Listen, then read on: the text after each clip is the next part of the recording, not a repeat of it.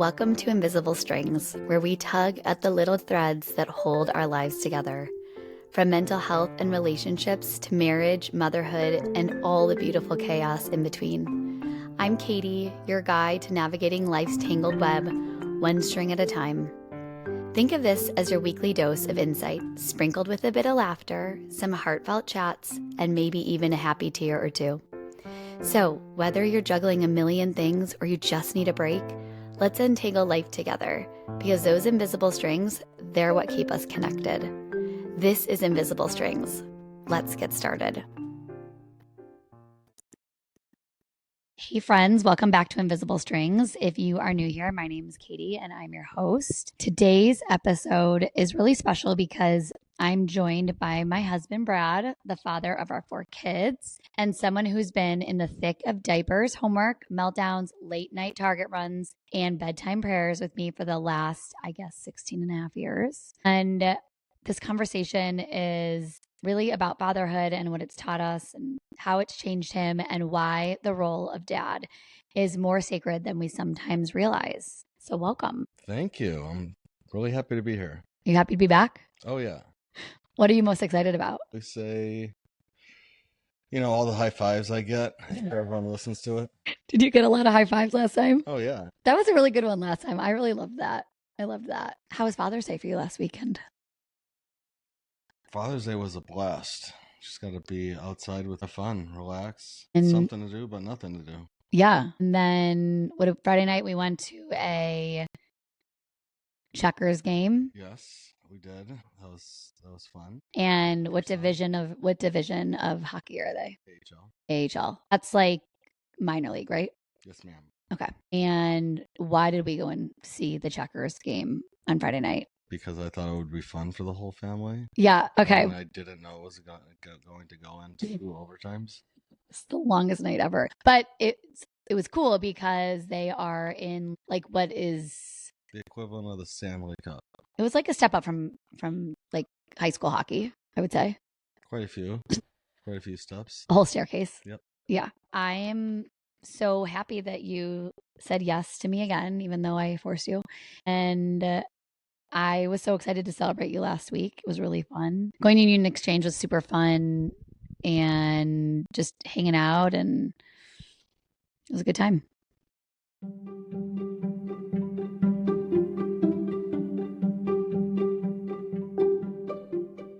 Do you remember when we found out we were pregnant with Olivia? I do. I remember being shocked, even though we were trying, and nervous. It was just like, wait, what does this really mean? Just all the responsibilities flooding through your head of like what it's going to look like for the rest of your life, which I wanted, but was coming to a reality. So it was very joyful, but like, I guess deep inside, like nerve-wracking. Yeah. And I remember getting a pregnancy test and taking it and it coming up positive like very quickly.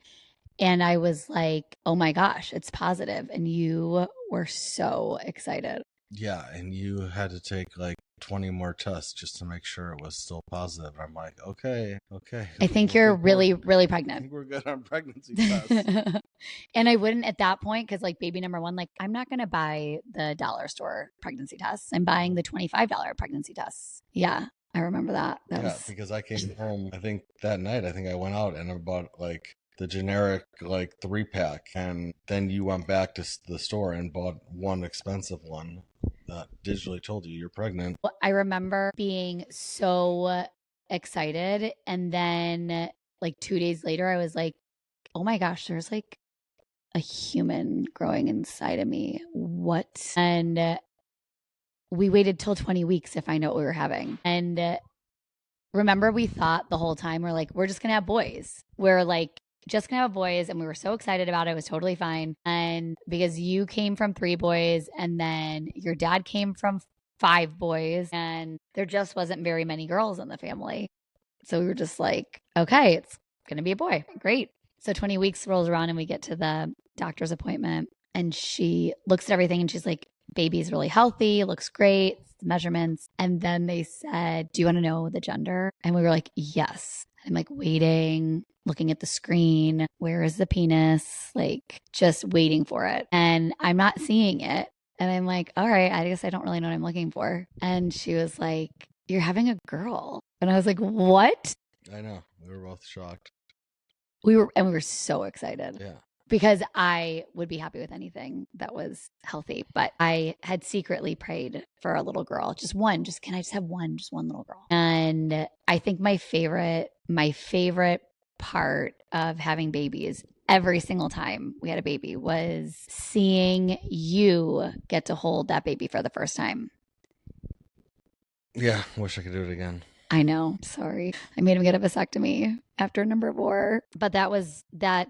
Like, what was that experience like for you? Like labor and delivery? Obviously, the nerves of everything at that point are like, this is actually happening, even though you can clearly see from the size of your stomach, you have a baby in there. It is happening, but like once that baby comes out, it's like, or you're in the hospital, like, oh, this is happening today. And I was so nervous. Like, I think it got better every time, but that first time, the doctor looked over at me and said, can you please sit down? We don't need another patient. She's like, you're not the right color. You're like white. Have you eaten anything today? I'm like, I don't know. So I sat down and held your hand. And yeah. But the funniest part, you guys, is that I wasn't even like doing anything yet. Like they had just checked me. They're like, okay, you're 10 centimeters. And they're like, let's do some practice pushing. But I mean, it was not for like another 2.5 hours till Olivia came out. So just the idea of practice pushing, Brad was like, what is happening right now? And he did turn sheet white. And then I remember when she came out, the doctor asked me, do I want to make the belly button? And I'm like, no, I don't want to mess that up. When I was just cutting the umbilical cord, I actually thought it had something to do with where you cut it, of how the belly button is made. But you did cut it. Not with her. You didn't? Are you No. sure? Yeah, maybe you didn't. But I mean, I know it's hard to remember. It's like so hard to remember what it was like when we first brought her home and all that kind of stuff. I feel like, I don't know, it just feels like such a blur. Well, it was cold, and like we're like outgoing people and wanted people to come over and see her and everything like that, but like it's like flu season. No, people just still came over. I didn't care. I just remember like the first time we went out with her, I think it was like to Target or something. Yeah. And it was just like the proudest feeling in the world to be like walking around with your own baby. It was cool. Yeah. I remember when she came out and they wrapped her all up and stuff like that. And they were like, they handed her to me and I'm like, I get to take this home with me. Yep. You made her. She's yours. Yep. And that's probably the slowest I've ever driven is the way ever from the hospital. Just from her though. Yeah. Yeah. No, every single one of them you did. You were slow with all of them. What do you feel like was the most surprising thing about those early years? Finding out we were having a second one 5 minutes later? Yeah, that was pretty surprising. Yeah, I mean, I think surprising was Whitney. That's a good one. Or like under 2. Yeah, that was not planned, but it was a blessing. I don't think anyone was ready for it. Well, Olivia certainly wasn't. I remember you saying to me, Katie, I think you're pregnant again. And I was like, not a chance. Nope. And you're like, yeah, I'm going to go get a pregnancy test. And which is shocking, you guys, because I took pregnancy tests like just like it was for fun. Like I always thought, oh my gosh, what if I'm pregnant? What if I'm pregnant? One day late. Here we go. Yeah. And I don't even think I was late yet. I think I was like a couple days early and you went and got the test and I took it and I sat in the bathroom for a few minutes by myself because it was very positive very quickly. And I was like, I was just pregnant. I just had a baby. How am I pregnant again? I don't understand. And Brad is standing at the door, like knocking. What is it? What is it? Is it positive? Is it positive? Like so excited. And I was like, I'm going to throw up. I'm literally going to throw up right now. And I opened the door and I'm like, it's positive. And he was so excited. Like you couldn't not be excited because he was so excited. But I was like, holy cow, I literally just had a baby and I'm going to have another one again. I think that was probably the biggest the biggest surprise in those early years. That was definitely the biggest surprise, yes. I mean, wouldn't want it any other way, though. Just good friends. Now they're just great. running around Europe together. Yeah. What? London, Paris, and we're here. Oh, yeah. Yeah. They are so lucky to have each other. God's plans are so much better than our plans ever could be. It probably would have taken me a long time to get pregnant again.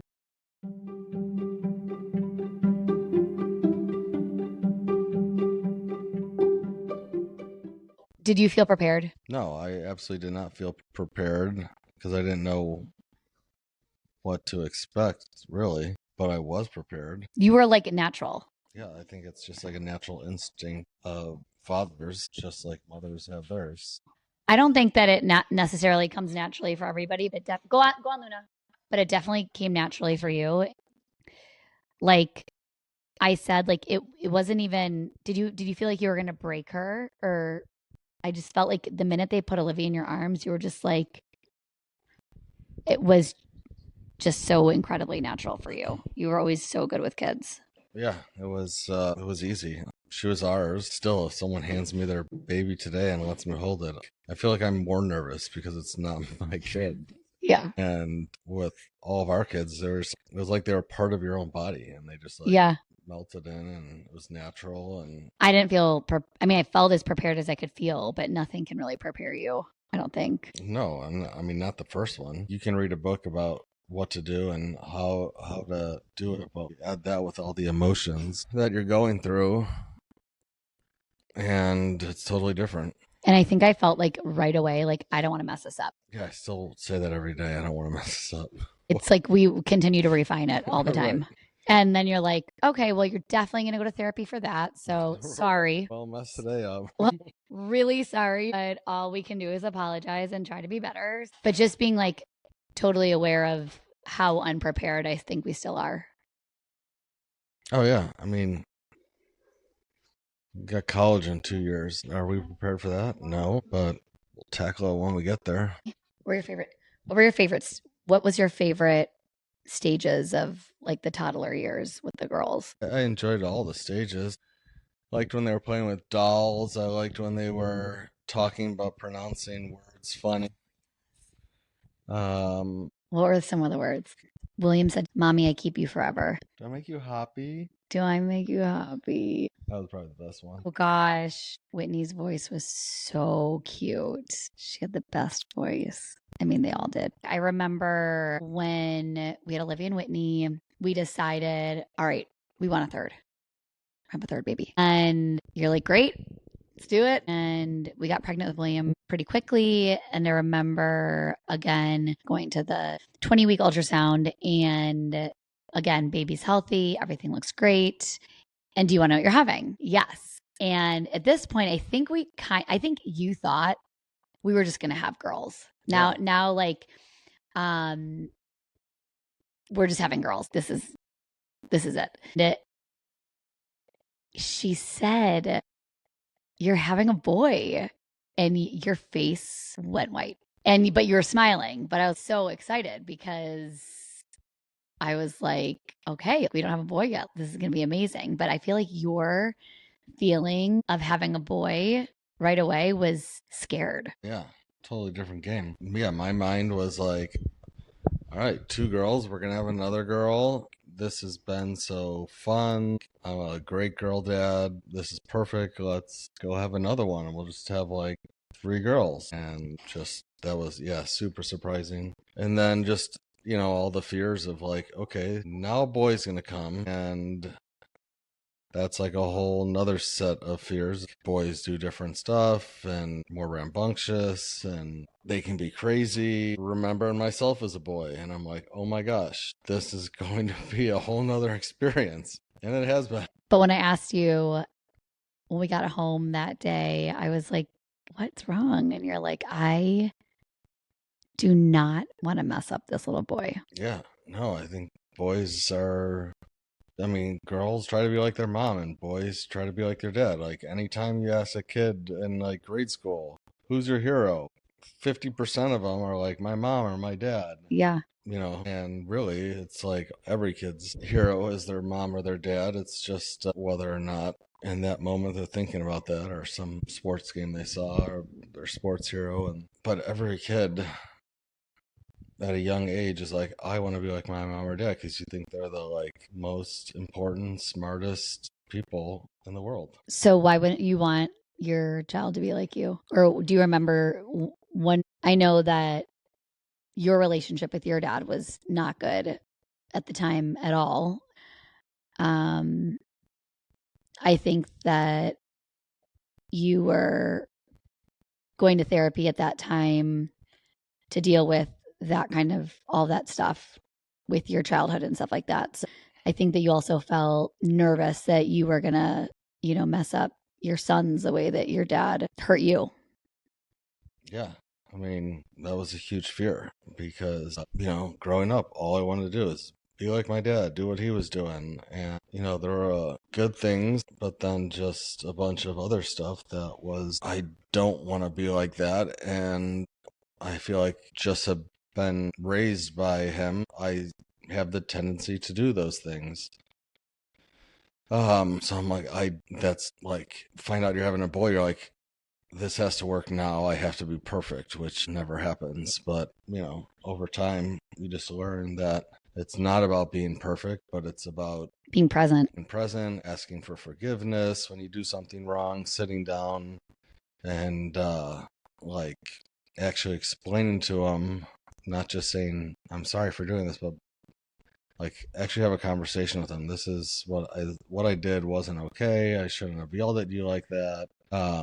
It's not an excuse, but I had already had this in my head, and it was just the tip of the iceberg for me, and it's not okay. But I just want you to know that I'm sorry that that came out, which I never got. So I didn't know anything about that when we were having William. So my fear was like, I have to be perfect, knowing that's impossible. Yeah, we really had to learn as we were going, but I can understand that fear really because like also how am I not going to do that? How am I not going to act that way? Am I going to act that way? Am I not? Like how do I change it or fix it? Or there was always so many questions. And what I think we discovered really was that parenting in general is kind of, you can read 100,000 books, but you really got to go with your gut. And I feel like we always had God, but we didn't understand him, and we didn't understand how important he was until like the last couple of years. And so I think just being a parent is hard.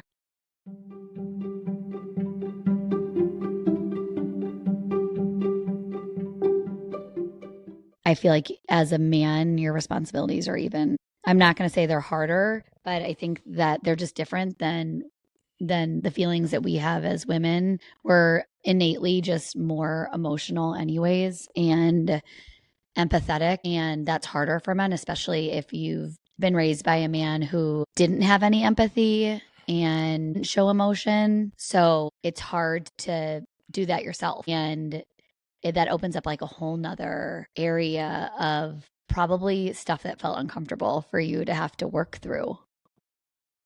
Yeah, it still is hard. Yeah. It's like an ever evolving process for every single person on this earth. But don't you think that like being so aware and knowing what you know now about who raised you, and like it makes it so that you can be aware of exactly what you don't want to be and exactly how you don't want William and Jack to be like, when they get older. Definitely greater understanding of it now. Before, I understood it in a different way, is like, I'm just going to do the exact opposite of him.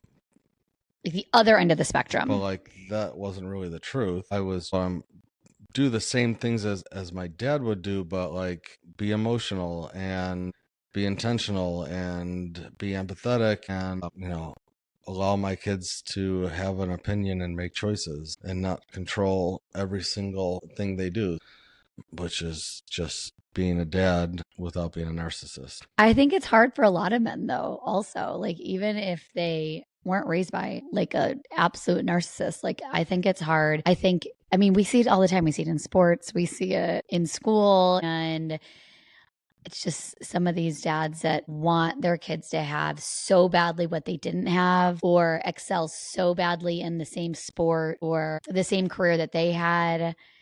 And it does look a lot like control. And I can't imagine my kids like wanting my kids to do what I've done or like do I want them to have a successful life? Absolutely. Do I want them to do exactly what I'm doing or what I did? No. I want them to spread their wings and fly and go and make mistakes and come back home or not make mistakes or whatever they want to like they're their own person. They're their whole entire own being. And I think we go from being parents to changing into being mentors. And for the boys, we're still very much in like parenting stage. But don't you feel like for the girls, they're really starting to make like some of their own decisions and they're making really good decisions and we're kind of more mentoring them now than Yeah, I think there's opportunities where we can learn from them at this oh point. my gosh, yes. Could you ever imagine our parents being like, I'm gonna learn from my kids? No. I think my parents are like that now. Yeah. Yeah, there's a point in time where the relationship changes a little bit, it shifts, I feel like. And I think it's healthy to turn into more of a mentor than a, you know, I'm the parent. I'm the parent and what I say goes. And that's all that matters. I think you're a great dad.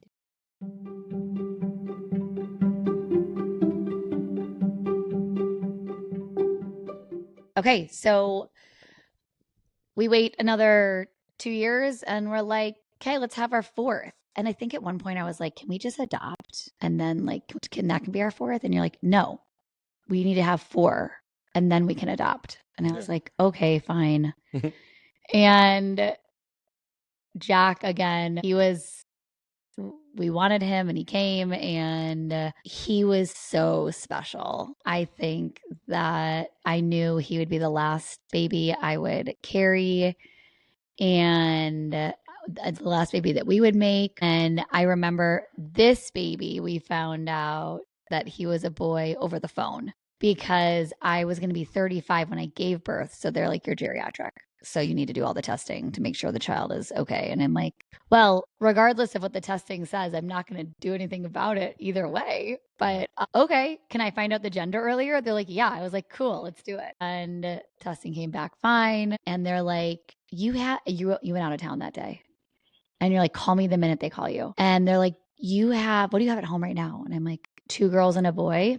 She was okay. Or even in the playing field, I'm like, oh my gosh, are you serious? We're going to have another boy. I was so excited. And when I called you, you're like, is it a boy? I'm like, it's a boy. Because we were just like, okay, we have 2 girls that are so close in age. We really, again, like, as long as this baby's healthy, we don't care. But we were so excited. Yeah, that was perfect. And it was also like Olivia was like 8, Whitney was 7. And it was fun for them, even though a young age, being girls. It was fun to have them be older and have a little brother. Yeah. And I mean, when William was born, the girls were like absolutely in love. Whitney had just turned 3 and Olivia was 4. And when William came, that was their baby. I mean, that was their baby. But then when Jack came, holy cow. Oh my gosh. They were obsessed. Mini moms. Yes. And William used to wear the baby, and had a baby doll in it when I had Jack in mine. And he was also obsessed. Yep. A little bit jealous. I remember he was a little bit jealous because he was my guy. But Jack was the light of everybody's life when he came. He was the perfect guy to complete our family. Again, you know what? When William was born and you held him for the first time, you were so proud. I mean, you were so excited. And same with Jack. Seeing you with those boys was so different for me than with the girls. Even giving birth to the boys and like them the nurses putting the babies on me. felt different to me than it did with the girls. I love my girls so much. This love between a mom and their son is like intense, which is probably the same feeling that you felt when you had the girls. Um, I really didn't want to share them with anybody. Like, I didn't want to share them with even you. The boys, when they came out, I didn't want anyone to touch them. And I just had this like instinct that was a little bit different than I had with the girls. I felt that with you too when you were holding those boys for the first time. Again, like that's my most favorite part of having a baby is like when you get to watch, because it's different with a guy. Like you don't get to experience child birth or carrying the baby, but you get to like be right there alongside and you get to feel the baby and see the baby growing, and then you get to watch the baby come out. And it's, I don't know, it's so miraculous to me. I literally would do it again right now if I could. Me too. You loved being a dad of a newborn and a toddler, and our elementary school kids. I I was so it was so beautiful when you got to walk Olivia out on the field as a freshman for homecoming attendant. Mm-hmm. And you both looked so good. And I remember these boys, there's some, we're sitting right next to the student section, and I could hear some guys talking when they announced you guys and you walked down, and someone's like, "Who's that guy? Is that her boyfriend?" Someone's like, "That's her dad." And they're like, "Oh, he's big." So I feel like you're really thriving in the high school age right now. Oh yeah, it's fun. I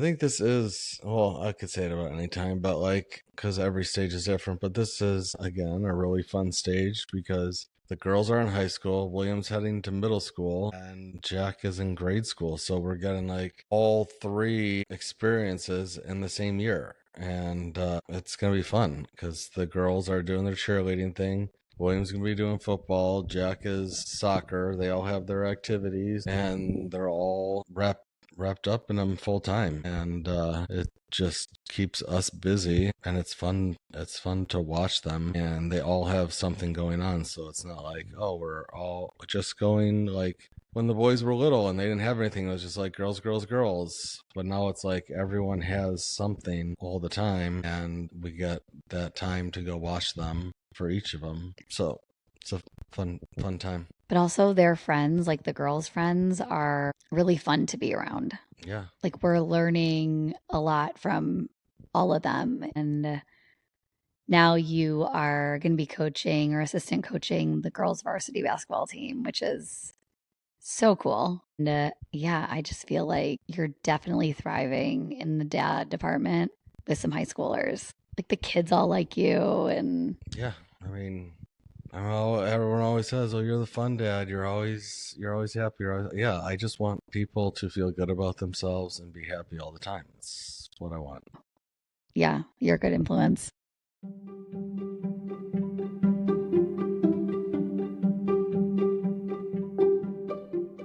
Which of our kids do you feel like is most like you? I'd say William.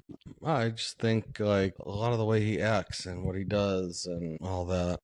He's Um, sensitive. when he tries to be a funny guy, I was always trying to, but like respectful Yeah. and like gentleman in school Yeah. and to other kids, and Caring. yeah, I mean, pretty much the same way I was growing up. They're all like me. They all have one part of me. I would just say that, yeah, William just seems at this point right now like it's the most like me. Yeah. He asked for he asked for a cross. He wanted to get the same cross as Brad had for his graduation from his promotion from fifth grade. And he asked for Christmas or something like that. Yeah. And I was like, you know what? Let's do that for like fifth grade promotion. And he is, yeah, I mean, he just wants to be like you. How do you think that Olivia is like you? What part of her is like you? I think her athleticism. Yeah, her athleticism, and like she's athletic, but she's like she has to work hard to be good at something and puts in that work and she's good at stuff. Mm-hmm.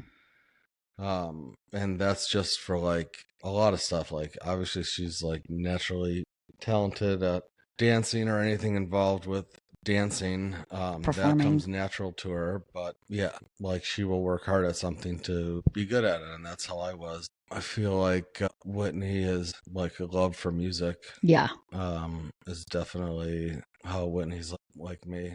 Wasn't that so fun when you guys went? Brad took Whitney to Zach Bryant Brian, last. yeah. What is it, Brian? Zach Zach Bryan? Bryan? Bryant? Brian. Zach Brian. Bryan.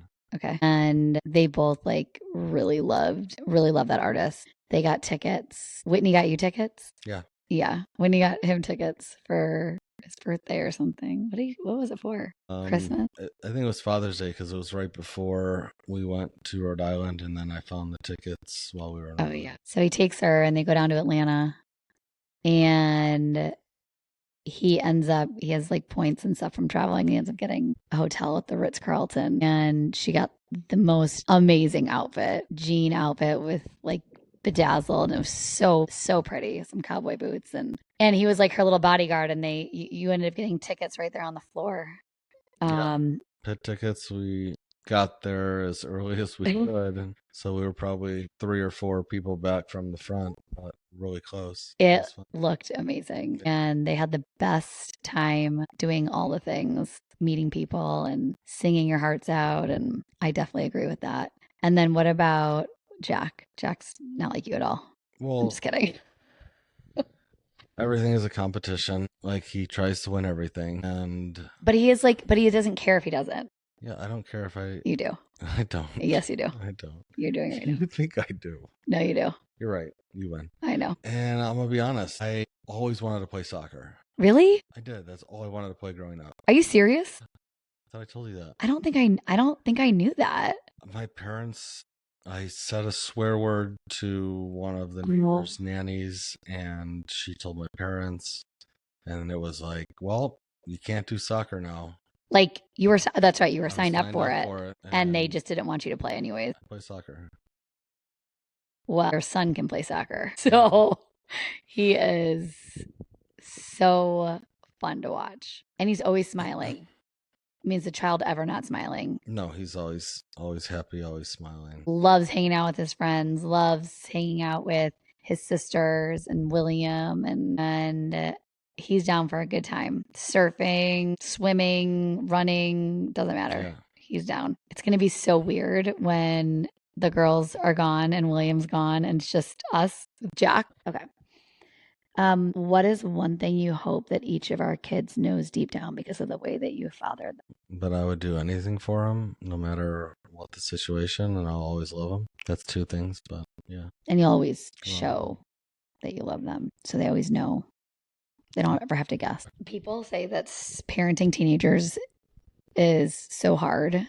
And I know that parenting teenagers can be really hard because I was a teenager and I was hard. And so far, Livy's about to be a junior and Whitney's about to be a sophomore. They have been really incredible to parent. Would you agree? Yes. I sometimes feel like they're like more mature than we are. Well, more mature than me, for sure. And me. They are, I don't know, they're very special. And I don't feel like it's like I will miss them so much when they go away to school. So much. I miss them so much right now. I know. We all do. Yeah. But tonight was fun. It was. Tonight was fun and it was different. We've never not had the girls around. The girls have always been around. And I feel like everything really revolves around them because they're the oldest, I guess. And not everything. Like, obviously, the boys have their things too, but the girls are always around. And since they've been gone, like today, I picked up one of Jack's friends and he has an older sister who I love. And her name's Olivia also. And she is in 7th grade. And I was like, Cole, go get Olivia. See if she wants to come to the pool with us. Because it was just me and the boys. And I'm cool with being by myself and hanging out, but I'm just kind of like, I bet if Olivia's here, like, let's tell her to come. And so she came. We had so much fun. We had some like girl time together. And then we had already reached out to another one of Jack's friends and his older sister. And we're like, drop them off at the pool. We're here. And then William is actually friends with the girls too. William's friends with Olivia and Addie. And so Addie came also. And it was so much fun. It was so fun. And I was saying to Brad, like, my girls are gone, but I had the other, like, these other two, like, sweetest, like, my favorite little middle school girls. And we were missing Reese, of course, but we did get to see her quickly at the pool. But those three girls are just so special. It was really fun. They came over after the pool. We made dinner and they came to the store with me. And it was felt like such a different atmosphere here. And it was just like one that we haven't felt before. And it was really cool. Yeah, it was. I mean, it's always at our house. I feel like it's the girls having their friends over, and Yeah. then eventually they'll hang out down here. They'll go upstairs, do their own thing. They might come back down and hang out, but like all these kids are just kind of the same way. But like they were just all down here singing songs on the TV. Yes. Then they went off to the park. Then they came back, had dinner, and were. It's the same thing. It's just different ages, I guess. The girls, so it was just fun to see them all again. You got third grade to seventh grade all hanging out, having Yes. fun together, boys and girls. Well, that's what's different, right? Because like there's not really boys aren't really hanging out here very much in Right. terms of like Olivia and Whitney, Yeah. but William can hang with anybody too. And he's becoming close friends with the girls and they're all the same age and they were all laughing and just it was really fun. It was just a different dynamic that I hadn't seen before and it made me smile like literally the whole time. I know, me too. They're all so polite and fun. Thank you for dinner. Thank you for making us dinner. Can we do the dishes? Yeah, can I clean the kitchen? And I was like, no, and please, no. And I'm like, yes, you can. They're just the sweetest. So if you guys are listening, we love you. They're like my biggest middle school fans, I think, of my podcast. So I love hanging out with them.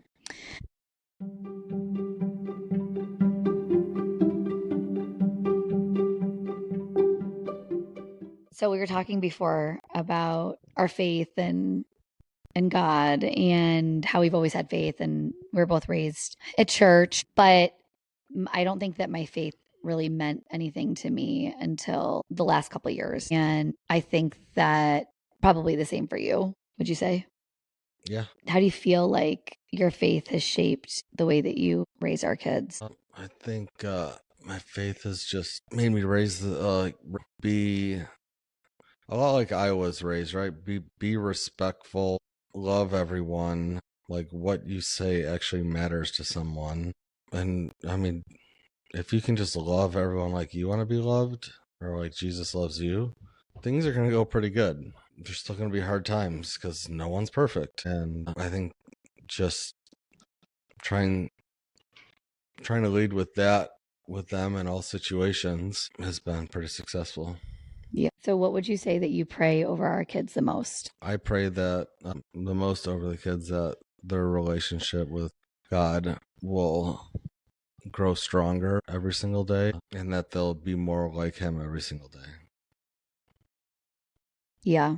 I saw this. We talk a lot about it in our house. I feel like we talk a lot about spiritual warfare because I think that it's happening all around us all the time. And I've talked about this many times, but Satan hates kids and really hates families and marriages and mothers, basically everybody. But I saw this animation of houses, like hundreds of houses, and these rays of lights that were like shooting up into the sky. And what they were prayers. They were prayers from moms and dads praying over their kids. And that spiritual warfare that was going on outside of the homes were able to like penetrate those houses because the parents were praying over their kids constantly, consistently, praying for a hedge of protection over their children and over their families and over their marriages and specifically saying that Satan is not allowed here. It's so powerful. And I think it's even more powerful when a dad is doing it. I think that if your dad is praying over you, every night. You're so lucky to have a dad, and one that is so invested in making sure that your relationship with Christ is rooted and deep so that you can be happy. Yeah. And you can really do what you're called to do here in this world, which is to spread his love and his light all throughout the world. And I think you do a really good job of displaying that for the kids. And, you know, it's probably one of the reasons why they do actually shine so bright everywhere they go. It's a confidence. And like, I don't feel like either of us had a lot of confidence growing up for whatever reason. We just maybe could be perceived as having confidence, but like truly in our souls, like I felt like I did not have very high confidence. I think that you do a really good job of leading by example. It's so hard to show humility, and I feel like you worked really hard on doing that. And like being like I was wrong. That's really hard to do. And just teaching our kids how to love Jesus really by example, more by example than by like lip service, you know, because I feel like that's how they learn the best.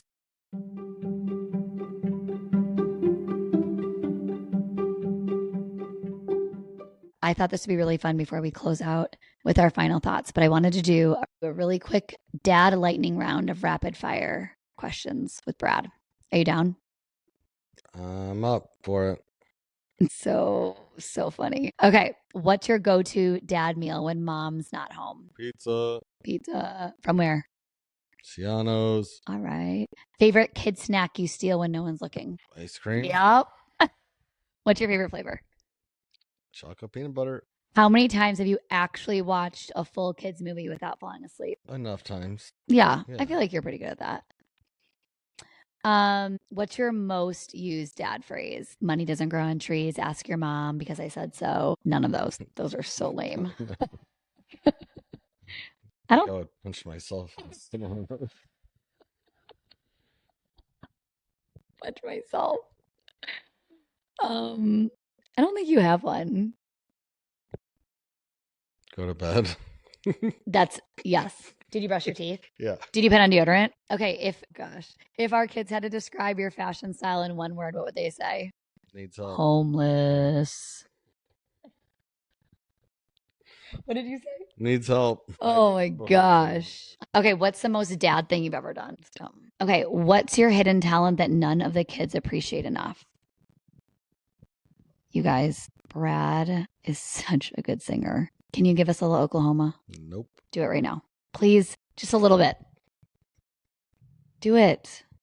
Oklahoma every night, my honey pie and I sit alone and talk and watch a hawk making lazy circles in the sky.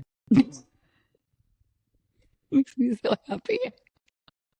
I'm so happy you're getting people to listen to your podcast off of making fun of me. That's actually good. Yeah. Perfect. What's your favorite thing about being married to me? That I made you a father. It's getting to raise a family together. Oh. Did you ever think that 25 years ago this would be our life? Here, I mean, it's what I always wanted is beautiful wife with 4 kids, maybe 5, and 6. no, I had never had it cross my mind that we wouldn't live in Illinois. I mean, or that we were just friends at the time. Right. Like the fact that we ended up becoming such good friends, getting married, having kids, moving to a completely brand new place that I had never even been to. I mean, relatively. Right. You had been here when you were 18 and came here for a wedding, visit my cousin, but really like never been to Waxhaw. No. Didn't even know Waxhaw existed. It's crazy. Okay. So what's one thing you would tell a new dad? Like you can't give him too much information. Maybe don't try to be perfect. Yeah, you can't mess up your kid in one day. Yeah, it takes a lot of days. What is something that surprised you in the best way about fatherhood? How much you love being a dad. Exciting. It's fun. It's hard. Challenging. Sometimes it's scary. Yeah. Yeah. Wow.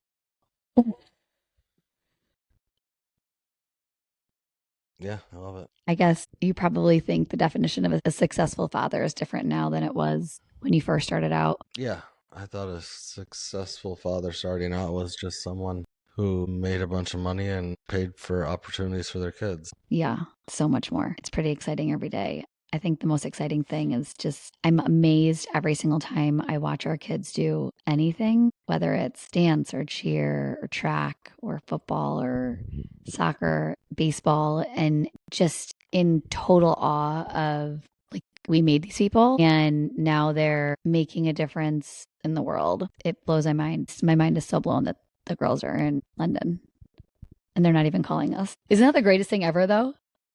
Yeah, we had just talked about that. I was really expecting them to be on the phone with you multiple times a day. Like, I just thought that was going to happen. I'm like, kind of hoping it didn't happen. Like, for them, like, you would love it if they call you all day and you would pick up the phone every single time. But, like, they are just full on embracing their time there with Mimi and Papa. And it's obvious by the amount of times they call and the limited amount of texts we get that and pictures that they are just fully present there with them, having and making the best memories they'll get to keep forever. Yeah, that's literally all you could want for your kids is to be able to be independent and feel confident enough in themselves that they can go out and experience and just thrive in the world.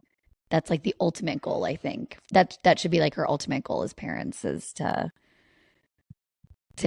literally give our kids wings to have the confidence to go out and explore this amazing world.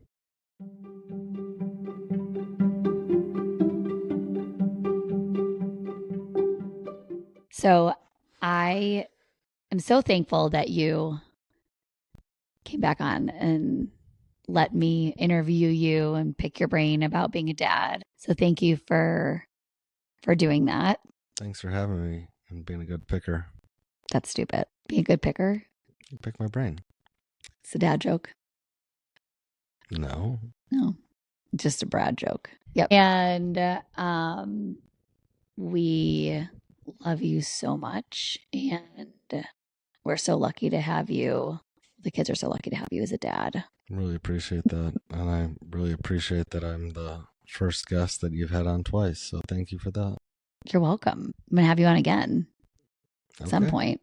I wanted to thank you guys for listening this week to Invisible Strings. And I hope that you enjoyed this interview I had with Brad. I hope it encourages you. And if you know a dad that needs to be encouraged, I would love for you to share this podcast with them. And to all the women out there who are celebrating and celebrated the men in their lives who are showing up for their families, I also encourage you to continue to let them know how much you appreciate them and let them know that they matter and the kind of influence that they have on your families is huge. And I think that sometimes they get lost in the shuffle. I know that I've done it before, and I know that we've all probably done that before. And I just encourage you to make sure that you remember the men that are always seem to be kind of behind the scenes and, they